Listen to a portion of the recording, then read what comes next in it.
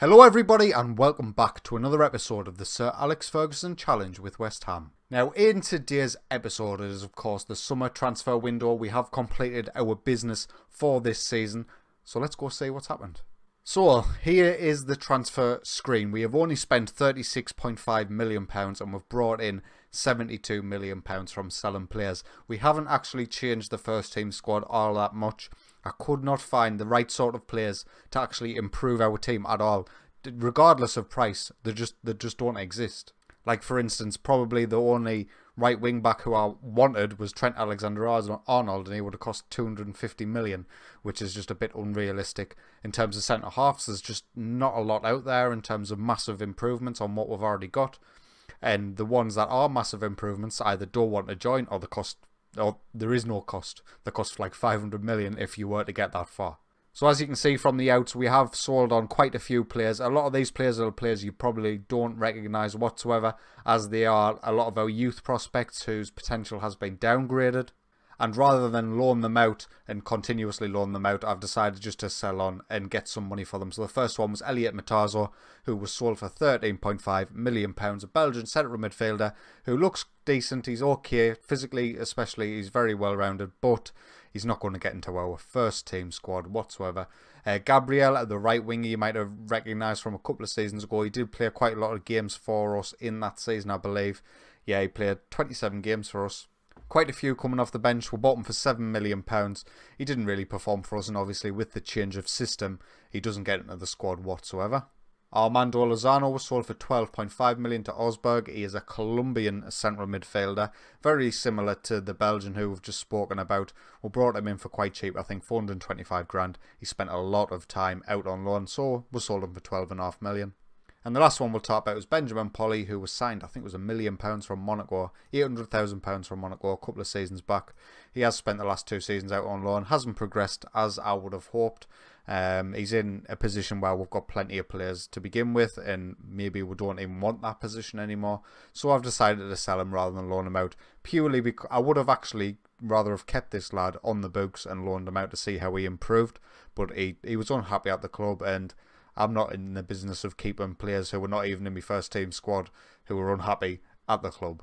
As you can see, there's a couple of others. Marvin Obos and Sandri went for fees. A couple of people released on a free. And then we've started our loan cycle again, this time getting in some big fees for some of our loan players. James Puerta is the main example of that. He's getting a £300,000 per month loan to Celta Vigo.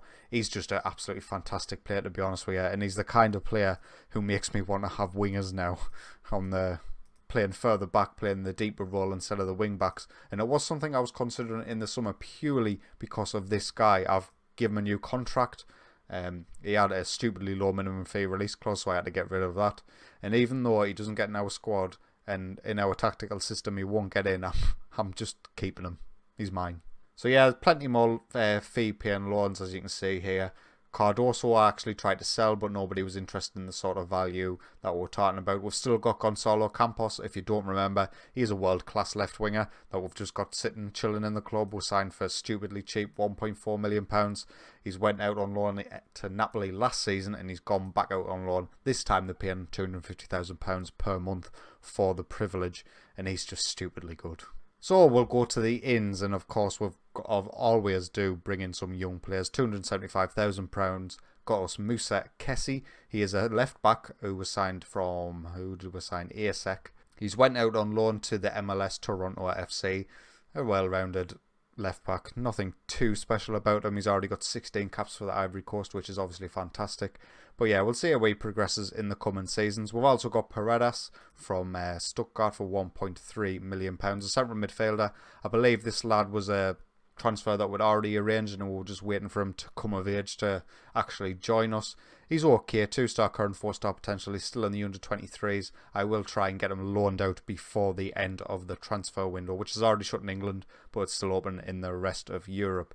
Next up was Pavel Kotbra, who was signed for £2.2 million from Sparta Prague, a 3-star current ability centre-half who was very close to actually being in the squad. He's went on loan to Villarreal. He's worth £16.5 million already. And if he progresses as I hope he does in this season, he might find himself into the first team squad next season, should we get there. Another one who can feel a bit gutted not to be in the first team squad is Pavao, who was signed for £10 million. Another central midfielder, another Metsola type, which I do seem to quite like a bit. But I made the decision to loan him out. He wasn't going to get into the first team squad over Brent Beckiart, so I did decide to loan him out. He's went out on loan to Valencia. We'll see how he gets on. And finally, probably the only first team signing that we've made is Svetozar Markovic from Atletico Madrid, £22.5 million. He looks like a reasonably good centre-back with still a one-star potential ability to fulfil. And as you can probably tell, I'm not super excited by this signing. He's pretty much a muchness. He's better than Panzo. He's better than Reece Oxford. He's probably on the similar sort of level to Luis Felipe. So he will be in the first team squad, and this is why. So I think this is going to be the system I'm going to deploy as we go into the opening games of the season. We've actually already played a couple of games. I'll show you them just now. But yeah, we've went to 3 at the back, and we've also dropped the attacking midfielder to go in at centre-back. So obviously playing 3 at the back, I am imagining in my mind Luis Felipe, Markovic, and then whoever else is in form. We've also got that system as well, where we've actually kept the attacking midfielder and replaced the defensive midfielder. The reason why I went for this is because I think what absolutely knocked us last season, even though our defensive record wasn't terrible, it was just the amount of games we lost. And I feel like if we have this sort of system, them games that we lost, we could turn them into draws or wins. And it's worked out okay so far. In the opening game of the season, which I did plan on bringing you actually, I didn't plan on going a couple of games in, but I got so carried away in the save that I started playing the game and it wasn't until about half time that I realised, you actually meant to be recording this. So the opening goal of our season came 2 minutes in through Fabio Silva, who actually got himself 2 goals for the day. Aaron Martin getting some good work down that left-hand side, a decent cross in, and Fabio Silva put it away.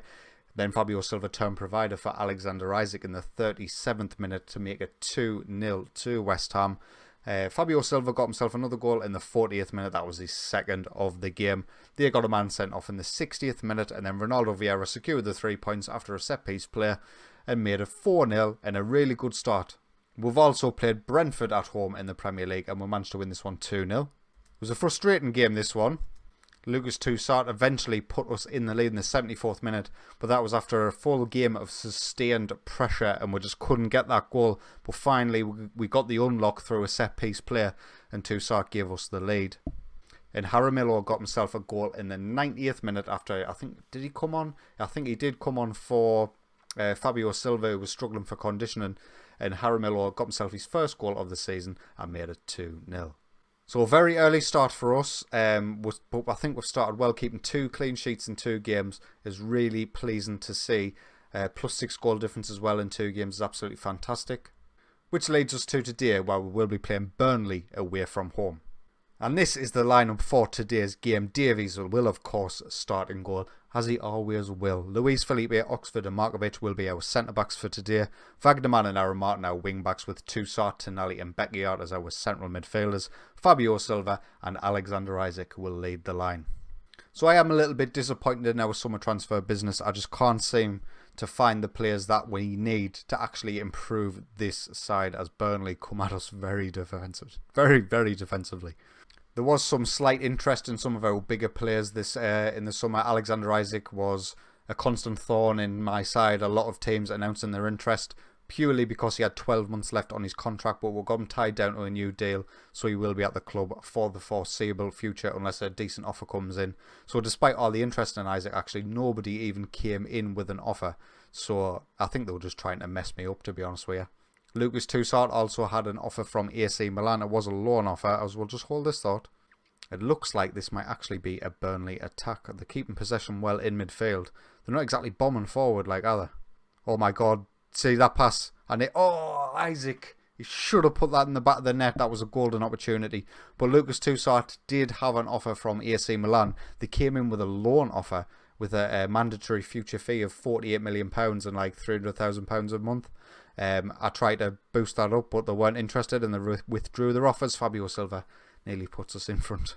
Sandro Tonali had an offer from, I think it might have been Real Madrid. Luis Felipe had an offer from Real Madrid, even though he's been there before and didn't get any games. He still kicked up a fuss when I rejected their offer. Brent Beckiart, someone put us in front, please. Highlight now, Berisha for Burnley takes a strike. Craig Davies with a decent save. First opportunity for Burnley and they go close. Highlight now, Aaron Martin with a free kick. Bentley with a decent save this time. We're just sharing free kicks, really. Highlight now, Aaron Martin with another free kick, and this time it goes just over. Half-time fast approaching, and it looks like it's going to go in half-time 0-0. Ooh, I'm a little bit scared, to be honest with you. Obviously, one of the big casualties of the formation change is Danny Olmo. He's not going to be getting as many games as he would in, well, last season. So I'll tell you what, before this goes any further, we've only got 35 minutes left on the clock. We're going to make the change to the more attacking system. We're going to get Toussaint off for Danny Olmo. I think I'll change Tonali to a defensive deep-lying playmaker just to give us that extra bit cover in the midfield. We'll kick off. We'll see how we get on with the more attacking tactic. 20 minutes to go and absolutely nothing is happening. We're going to get Fabio Silva off for Jaramillo. Keep our last sub in case of injuries, and the time is just ticking away. Nothing is happening. Danny Olmo with a free kick. Bentley with another good save. Jaramillo. Somebody put it in the back of the net. Danny Olmo to the edge. This is going to be end of highlight. I'm sure that free kick was the highlight. Tonali now. Back to Wagnerman. Come on, build something, please. Beckyart. Back to Tonali. This highlight's still going on. Is it going to lead to a chance? Wagnerman's back post. Aaron Martin with a cross. And we get ourselves 1-0 in front with 15 minutes remaining. Thank God for that. Some decent play by us. We kept the ball for a long spell of time, you believe me. And Aaron Martin with a decent cross in. And Wagnerman getting himself a goal. Come on. 10 minutes to go. We'll make our final substitution. Aaron Martin is struggling out there. And we've always got Tony Lotto to rely on and get on in his position. I really like having two decent wing backs, so I don't mind actually making the substitution as time is ticking away. Only 3 minutes remaining on the clock. Burnley haven't went more attacking whatsoever. They've stuck to their guns, and hopefully we've made them pay for that. 1-0 West Ham. Another clean sheet, but maybe early signs that we might struggle in the attacking department this season. So that 1-0 win does see us go top of the Premier League. Absolutely fantastic stuff. And in the next episode, we will return for the opening game of the Champions League.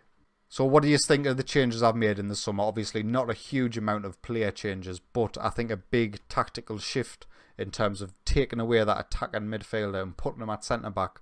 I think it spells a change in how the entire team will set up. You know, we're very much a lot more defensive-minded. Will we struggle to score goals this season? We've just saw there we did struggle in the initial formation. We did manage to get the goal once we went more attacking. So we do have that in our arsenal. I think the real test of whether this is going to work for the season coming forward will be against your Arsenals, against your Man Uniteds, against your Man Cities, against your Liverpools, which is actually happening later in this season. So it might be a bit late to make the necessary changes there. I might have almost wanted to play the bigger teams earlier, so I could have made changes on the fly. But we'll see how it goes anyway. And I'll see you in the next episode. If you have enjoyed today's video, please consider leaving a like. And if you enjoy my content, get yourself subscribed. But until next time, take it easy.